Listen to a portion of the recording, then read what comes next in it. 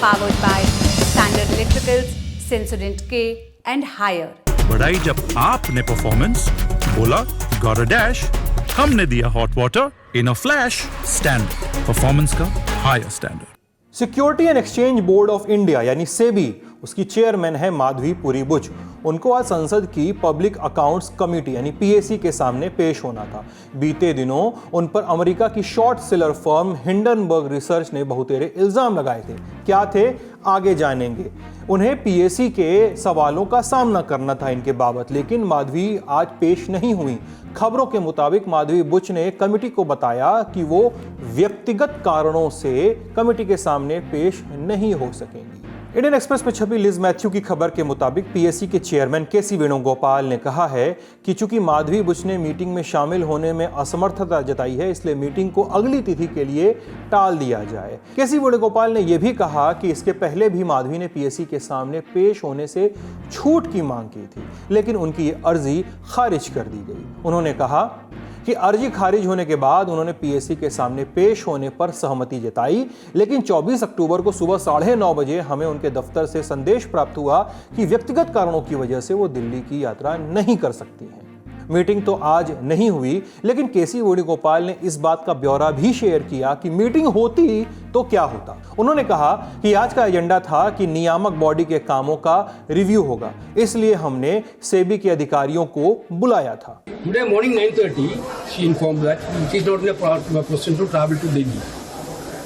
But being considering a woman's request, we thought that it is better to postpone today's meeting for another day.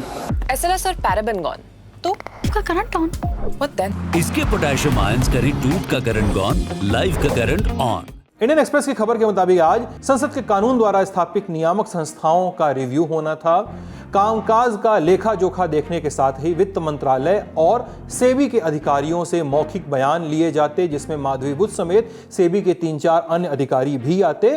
संचार और IT मंत्रालय और telecom विभाग के अधिकारियों का भी मौखिक बयान लिया जाता। पीएससी पैनल के सामने माधवी बुच ने पेश होने से छूट तो मांगी ही थी। अब इंडियन एक्सप्रेस की खबर यह भी दावा करती है कि सेबी के अधिकारियों ने पैनल के सामने एक दरखास्त यह भी रखी थी कि माधवी बुच से पूछताछ करने के बजाय सेबी के अधिकारियों से ही पूछताछ कर ली जाए, लेकिन पैनल ने कहा कि माधवी बुच का पेश होना जरूरी है।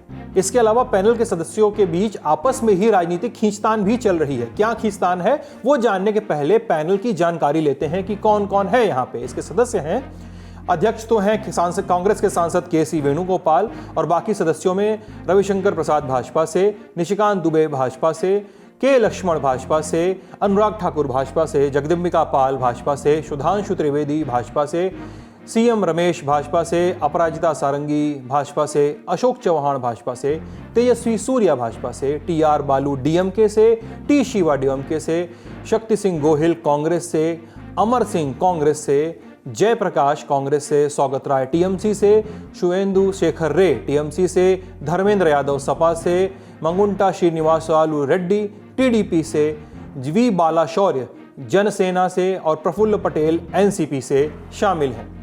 अब इस पैनल में शामिल निशिकांत दुबे ने इल्जाम लगाए हैं कि कमेटी के अध्यक्ष केसी वेणुगोपाल अपने पद का दुरुपयोग कर रहे हैं। उन्होंने 5 अक्टूबर को लोकसभा के स्पीकर ओम बिरला को एक चिट्ठी लिखी। चिट्ठी की खास बात क्या है? उन्होंने कहा कि केसी वेणुगोपाल पीएससी के अधिकार क्षेत्र को दरकिनार कर और अर्थव्यवस्था को नुकसान पहुंचाने के लिए टूल किट के हिस्से के रूप में काम कर रहे हैं। पीएससी का कार्य भारत के नियंत्रक एवं महालेखा परीक्षक यानी कैग की रपटों और भारत सरकार के खातों की जांच करना है। ये निशिकांत दुबे के तर्क थे जो खबरों के हवाले से सामने आए हैं। अब पैनल में शामिल भाजपा नेताओं ने आज मीटिंग टलने के बाद मीडिया से भी बात की, सुनते हैं। मान्यता हम पार्लियामेंट्री कमिटीज, पीएससी या स्टैंडिंग कमेटी की प्रोसीडिंग की चर्चा बाहर नहीं करते। हमें इस बात की बहुत पीड़ा है कि chairman mister Venugopal of the PSC ने बाहर आकर बाइट भी दे दिया और सारी बातें कह भी दी। आज हम लोग बहुमत में थे पब्लिक अकाउंट्स कमेटी में, बहुमत के हमारे सारे मेंबर्स खड़े हैं और हम लोग की यही आपत्ति थी कि जो सुओ मोटो आपने फैसला किया कि आप क्या सब्जेक्ट लेंगे, वो किससे पूछ के किया?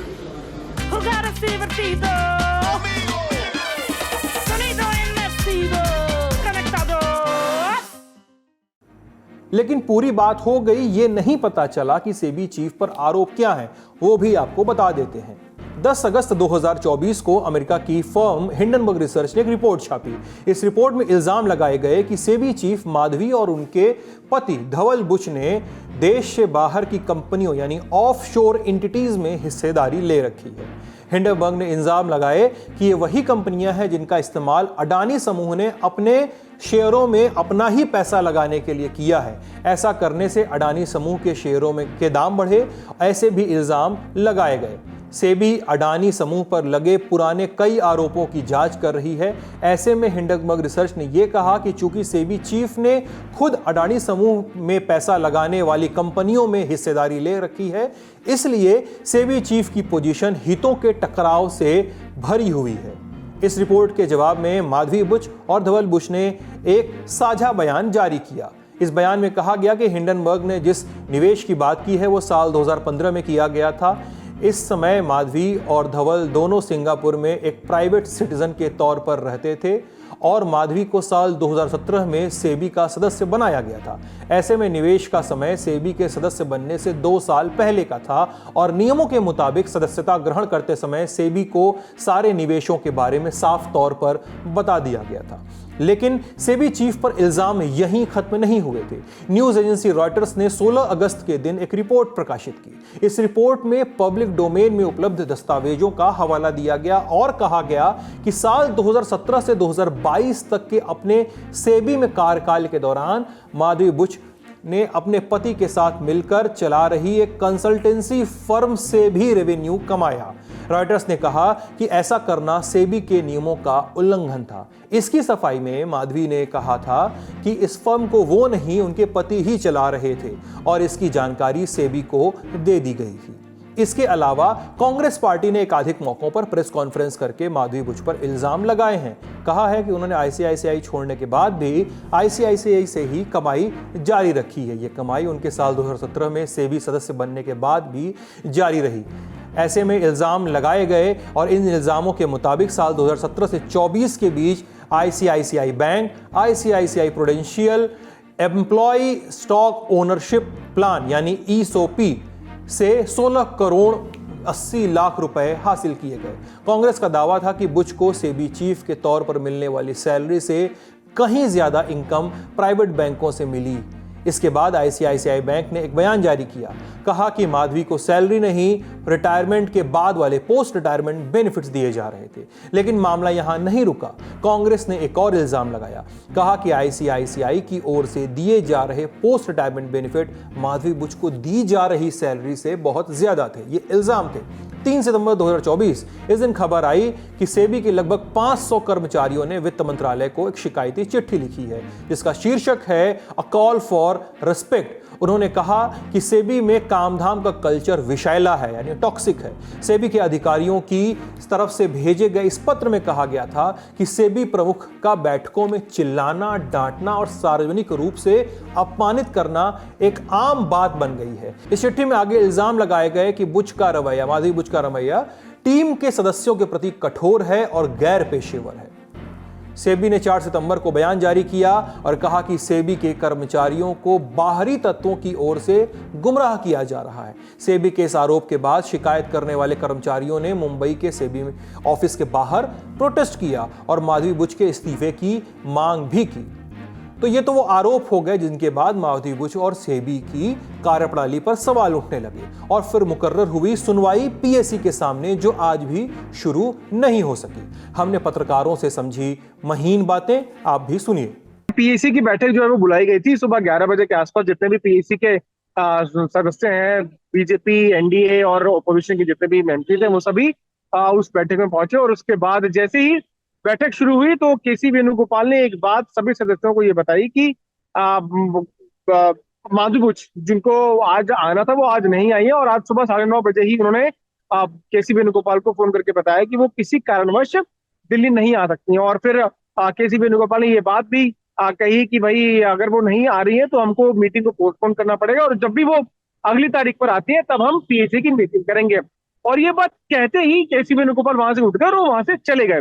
ये जो रवैया था केसी वेणुगोपाल का, वो बीजेपी के और एनडीए के सांसदों को पसंद नहीं आया और वो लोग वहां से उठ के जाने की बजाय पहले कुछ 15 से 20 मिनट तक वो लोग वहां बैठे रहे और वो इंतजार करते रहे कि मीटिंग दोबारा से शुरू हो, लेकिन बातचीत आगे बढ़े, लेकिन ऐसा कुछ हुआ नहीं। उसके कुछ देर के बाद केसी वेणुगोपाल मीटिंग से बाहर आने के बाद वहां पर जो मीडिया के कैमरे थे उनके सामने आया और उन्होंने अपनी बात रखी। उन्होंने बोला कि माधवी बुच से उनकी कल रात में बात हुई थी जिसमें उन्होंने कहा था कि वो आज सुबह आएंगी, लेकिन आज सुबह ही 9:30 बजे उन्होंने कह दिया कि वो किसी कारणवश नहीं आ पा रही और जिस वजह से मीटिंग को पोस्टपोन करना पड़ रहा है।